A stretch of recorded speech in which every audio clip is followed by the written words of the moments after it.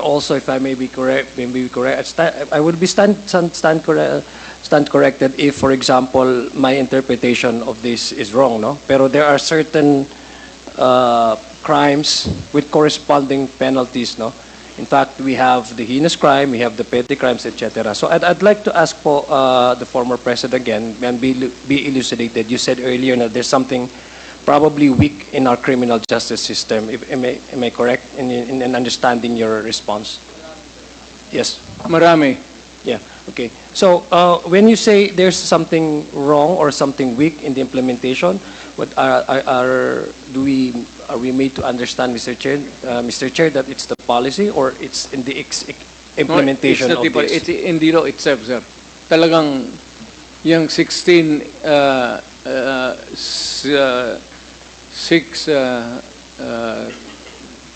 periods of detention very insufficient, sir, at this time. Because yung revised penal code, sir, was, was made in 1935. Yung wala pa yung itong modern mga sakyanan. Now, they can rob and as fast as they can in a jiffy and disappear. Yeah. Okay. Noon kasi, sir, yung mabagal. Wala Mr. Chair, masyadong sakyan. If I may humbly request the former president not to address this representation as sir, I'm not comfortable with that. Okay lang po sa akin na congressman, but just to... Your honor na lang, sir. Thank you po. Please continue po, Mr. President, with your response. And you were saying about the outmodeled na po or outdated na po ang ating... Outmoded na talaga, sir. Even the periods of detention. Okay, thank you. We need to amend our criminal law and our procedure. Please continue po. Okay, thank you. Mr. Chair, I'd like also to ask the former president, no? Would you say that with the lack of, with the outmodeled na system na po ng criminal and legal justice system that we have, would you say that thank you. To catch up with the crimes, would it be okay to also engage in killing, supposedly or allegedly criminals in the streets? Yan ang problema. Yan ang problema. Because of the limitations imposed by law in detaining a person, pag pawalaan mo yan, alam mo, ang pulis, mas marunong yan sa kriminal eh. Alam nila na pag nawala ito, sir, they would go back to either pickpocket or hold up. Kaya yung iba would result in the loose term salvaging. Okay.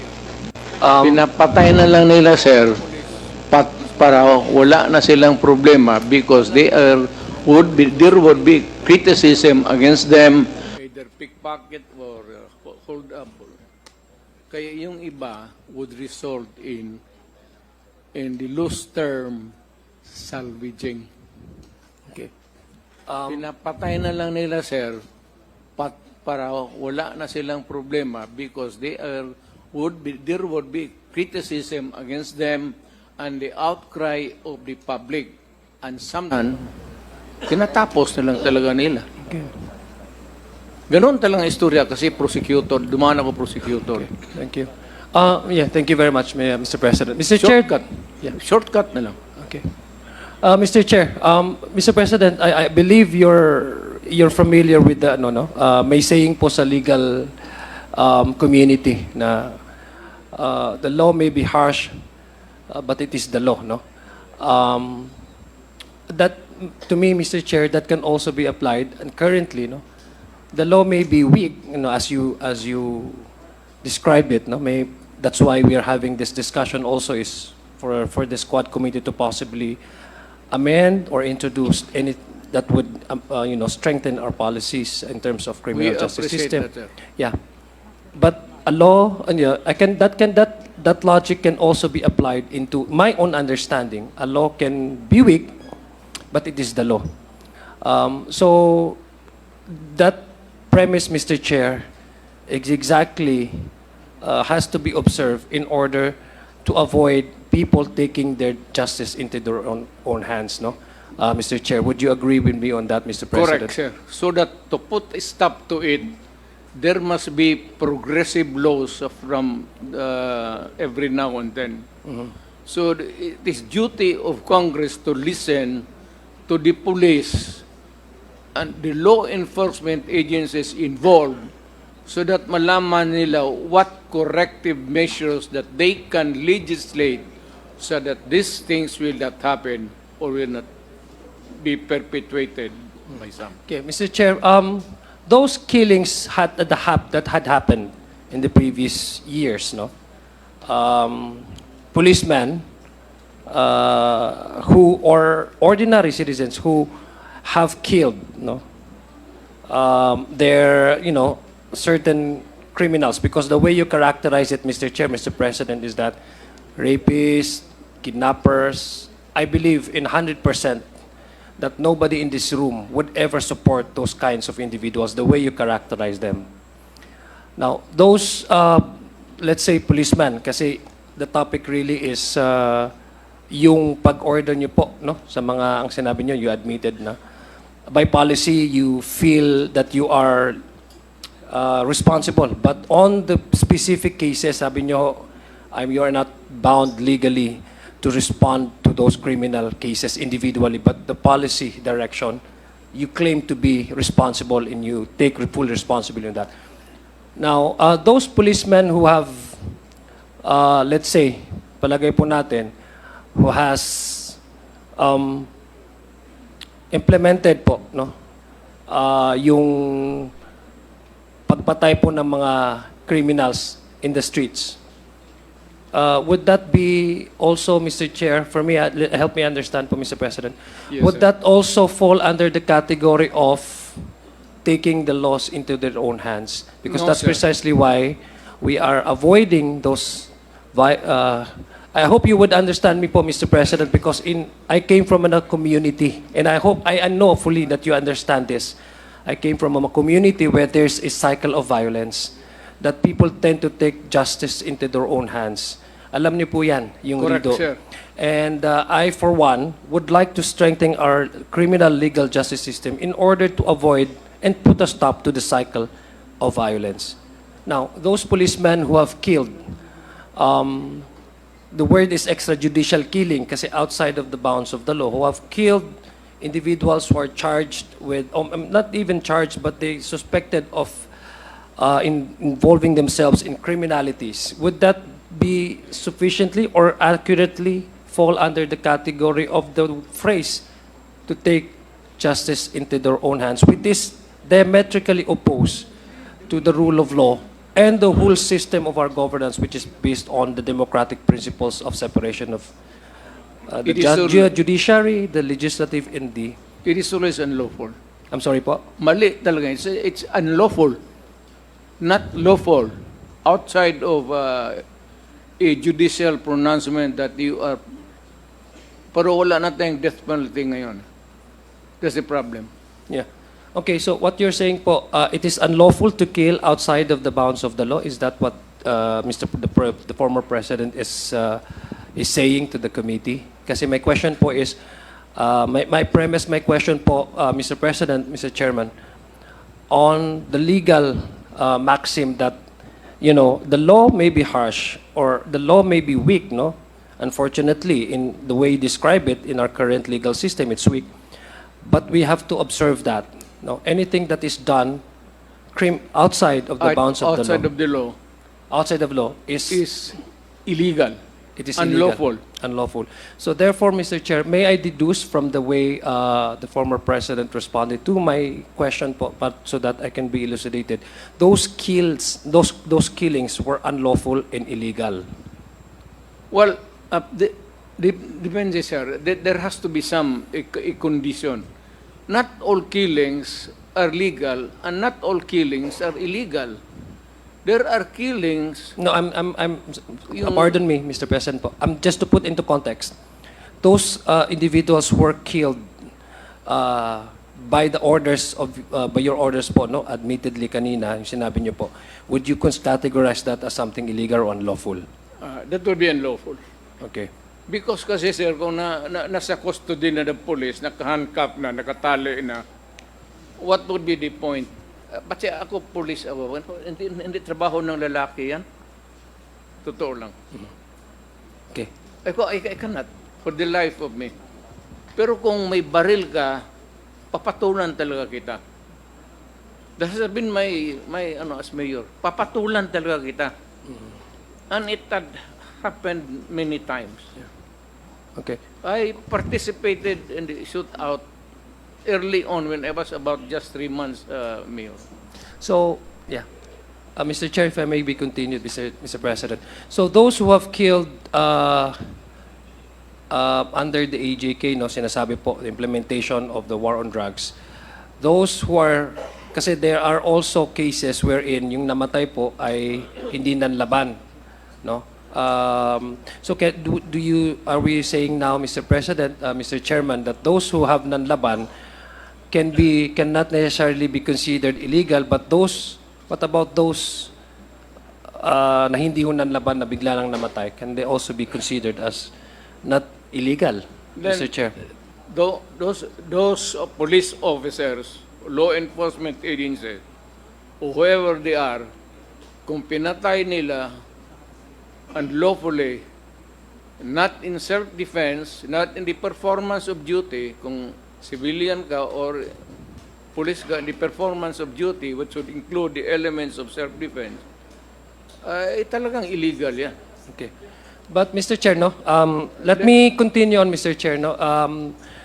Let me also ask the former president, being a prosecutor himself. I think the bulk of the discussion that we're having right now is on the assigning of the term criminals, no? Because ako po, Mr. President, gumagamit din po ako ng hyperbole. And I'm sure karamihan po sa atin talaga ay it's just a figures of speech, no?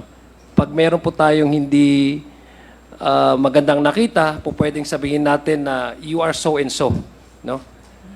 Pag halimbawa mayroon akong kalaban or mayroon ako, pwede kong sabihin na ito si ano so and so, no?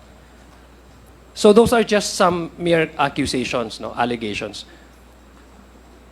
Who do you think, or which agency of the government do you think has that mandate and, again, the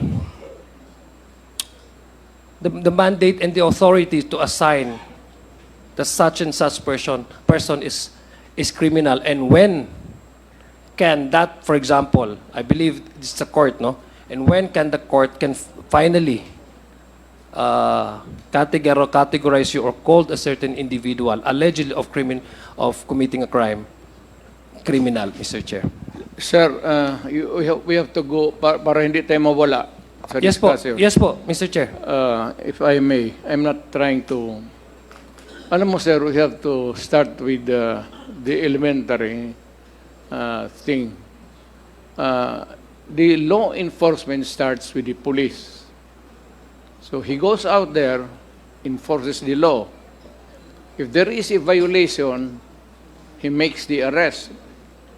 If there is an arrest made and there is a resistance, no person na inaaresto niya, and talaga nakita niya na it is a very serious one, the police, the trabaho of the police is not only to say that I am a police, that you are under arrest, but the police has to overcome the resistance physically. If there is a resistance, bugbugin na niya o anong para madala niya sa estasyon pagkalumaban and book him for the crime that the guy committed. Kasi pag lumaban yan, magsuntukan talaga, minsan nababatuta. And the police is right in making that arrest if there is a resistance. This is not to defend the police. Pero kung sila mismo, naalanganin na sila, o yung may raid, tapos may baril, hindi na kailangan sila magtanong ng ano. Walang kaseremonya yan. It's either we say, you surrender, raid ito, at may maling galaw, the slightest move on the hand, even if it is equivocal kung ano ang dinudukot niya, basta may baril, the police can kill the person. Okay. Oh, Yeah. Thank you. Thank you very much for that, Mr. President, Mr. Chairman. Now, that's given, for example, that scenario, no? Would you say, Mr. Chair, that I agree with you, talagang may karapatan yung mga pulis mo mang-depensa, no? Even hindi lang ho pulis, no, Mr. Chair. Even yung mga ordinary tao, if you feel threatened, talagang you have the right to defend yourself. But again, going back, Mr. Chair, doon sa issue ng EJK, because this is what I'm trying to understand, Mr. Chair. Extrajudicial killing, sir? Yes po. Sige, Okay. okay. This is what I'm trying to understand po, Mr. Chair. Let's No? zero in on that issue, sir. Yes po. The reason why I'm asking you this, Mr. Chair, is, again, remember po, Mr. Chair, I premised my question on the very basic principle of the rule of law, due process, and etc. So the question is, of course, tayo po, it's easier for us to accuse, no?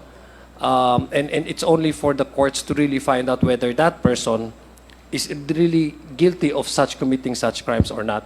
Correct. Now, and earlier, tinanong ko po kayo, Mr. President, Mr. Chairman, kung ano po yung mga lapses ng criminal justice system natin, and you have mentioned several, no? Kaya nga po ang tanong ko, binabalikan ko po, kasi this is the contention of the discussion right now.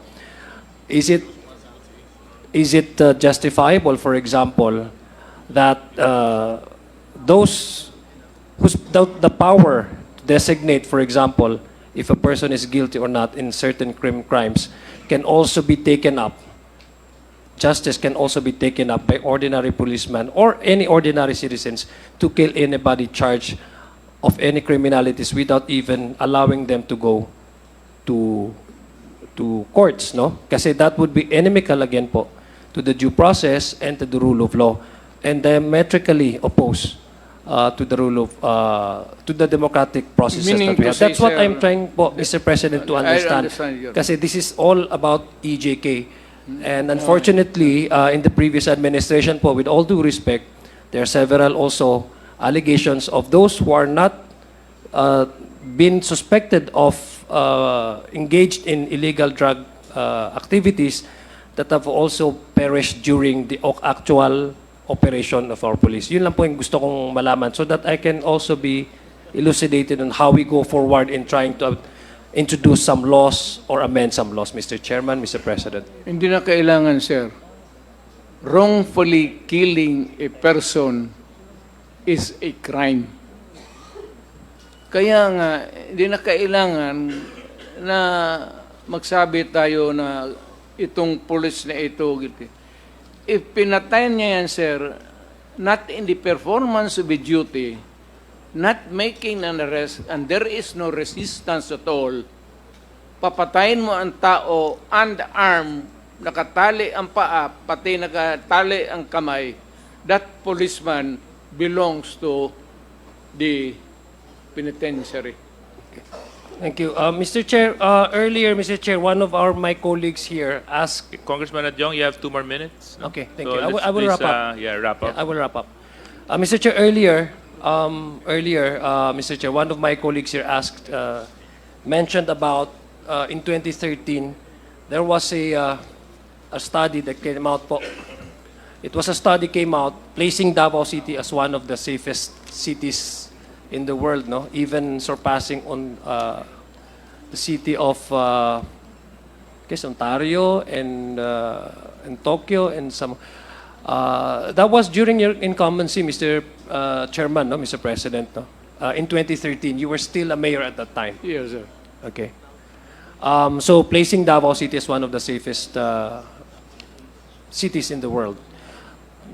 Do you attribute that the study, the research that was conducted, Do you attribute that to the number of arrests or the dispensation of justice for the operation of the courts, or do you attribute that to the EJ case, Mr. Chair, Mr. President? Killing cannot be a solution to all of these things that we have to deal with in life.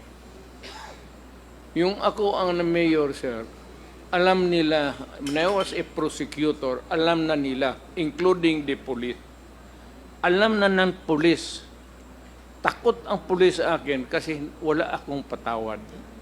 Alam na ng taong Davao na pagka ikaw ay nagkasala, talagang walang pa akong patawad.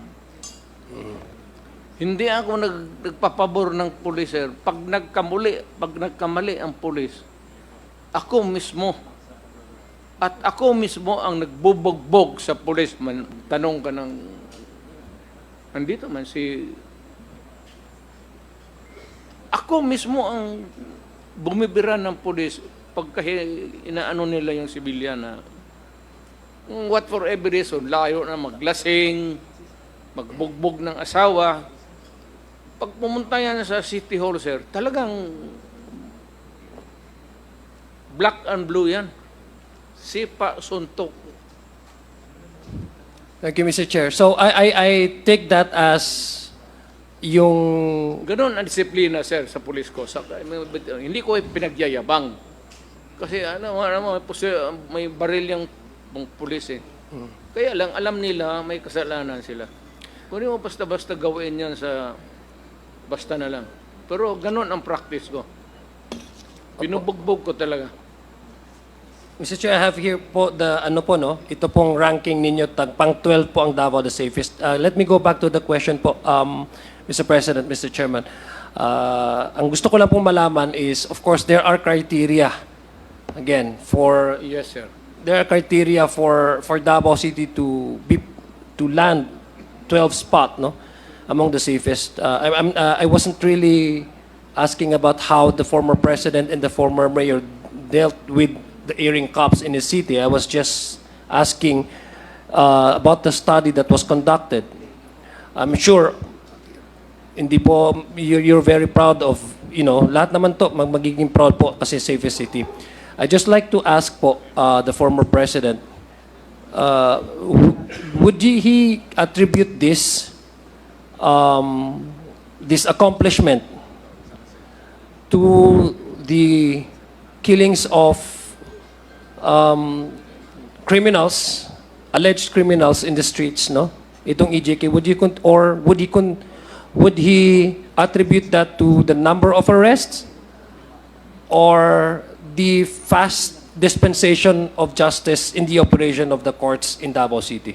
Walang criminal kasi, sir. Kasi nag-warning ako. Pag sinabi ko, when I became mayor, I'll give you 48 hours to pack up and disappear. Yan ang warning ko. Ngayon, after 48 hours, pag nakita kita, Ano po? tabla na. Ano pong mangyayari after 48 hours pag nakita niyo po sila? Yun ang hindi ko masagot, sir, sa iyo. Kasi gusto mo akong makulong, sir? Hindi ho. Tinatanong ko lang ho kasi this is how you run. Akala ko kaibigan tayo. And Mr. Chair, Mr. President, I know that you've taken your job as mayor seriously. That's why I'm asking how did you able to manage to keep, crimes at a very low level po in those times. Kasi I also link this with the case of extrajudicial killings, which you admittedly po kanina po na sinasabi ordering the police. Nangyari yan, I sir. just want to put in everything into context so that I can understand. Now, Mr. Chair, for my final question, I believe I'm wrap up. For my final questions, earlier, Mr. President, Mr. Chair, you also mentioned, you were asked also, bakit you resorted to ordering the police pag nanglaban, patayin, pag ano, kasi ang response niyo po, I think it was Congresswoman Franz Castro who asked that question. And you responded to her na kasi medyo masikip na sa kulungan. Kaya para mas maluwag-luwag, patayin na lang yung iba, no? That's what I heard, Mr. President. So that I took that as the response of the President because that's what the response from the President. Now, I'm just curious po, Mr. President. For 6 years po, you were President, no?